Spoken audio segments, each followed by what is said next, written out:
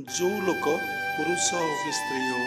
देखा सुंदर ताको देखिले समस्ते भल एटा सत्य समस्ते सुंदरटा देखा भल एवं भल मंद आ कि ना ए सब मंदटा ही भल भलटा भल ना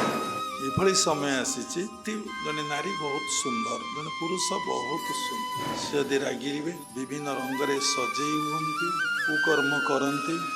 कई भल कहे कई भल पाइबे पाइबे जदि गोटे असुंदर लोक जदि मिठा कथा कहती समस्त स्नेह करती समस्त आत्मबोध भल पाती निज जीवनटा समस्त से भगवान उत्सर्गीकृत कर दिखती समस्ते भल पाइबे